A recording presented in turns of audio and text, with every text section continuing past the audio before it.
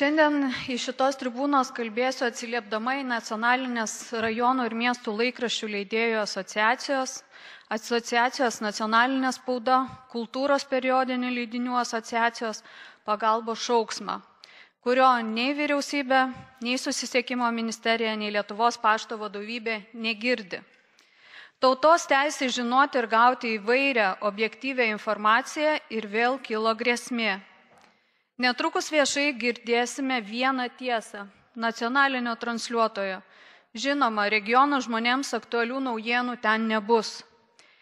Minėtos mažuosius regiono spaudos leidėjus vienijančios organizacijos kreipėsi į mus Seimo narius prašydamos stabdyti Lietuvos pašto priimtus sprendimus, ne tik atleisti 100 paštininkų regionuose, bet ir 2-3 kartus didinti regioninės spaudos prenumeratos pristatymo tarifus bei reikalavimo laikraščius ir žurnalus jau atspausdintus ankstų rytą atvežti į Vilniaus logistikos centrą, kur jie būtų perskirstomi ir vėl pervežami į regionus.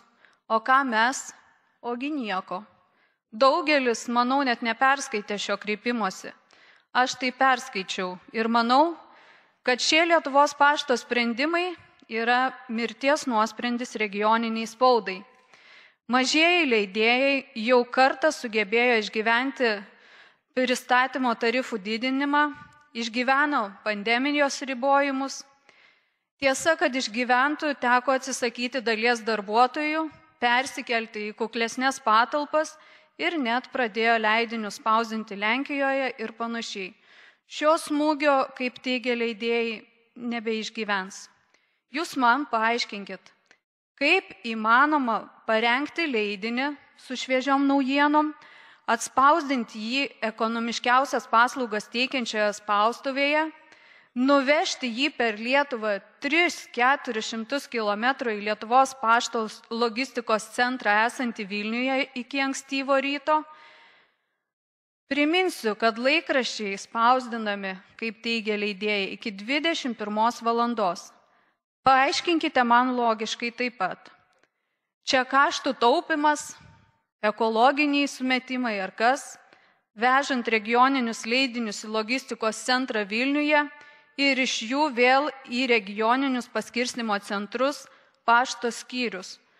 Kodėl negalima palikti senos tvarkos, kai leidiniai buvo pristatomi į rajono pašto skyrius ir tada pasiekdavo iš jų gyventojus, prenumeratorius? Čia palyginčiau tokį Lietuvos pašto sprendimą su sprendimu kelnes apsimauti per galvą. Svarbu paminėti, kad Lietuvos paštas sutarties sąlygas su regioninė spauda keičia likus vos 2 mėnesiams iki metų pabaigos ir jau besibaigiant ateinančių metų prenumeratai. Tai nepriimtina ir net, mano manimu, verta teismo salės.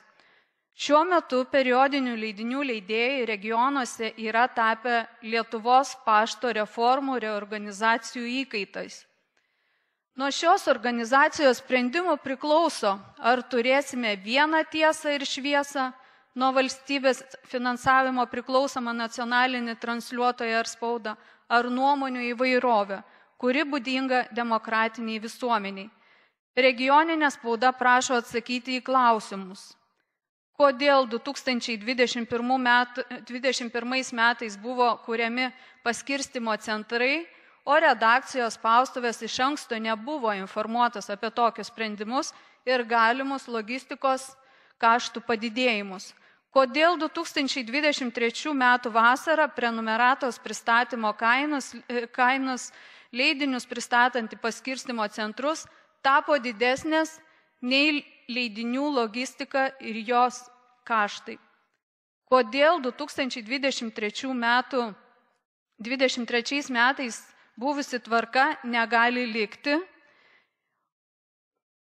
Yra pateikta iš tiesų daugybė klausimų. Aš jų visų galbūt nevardinsiu.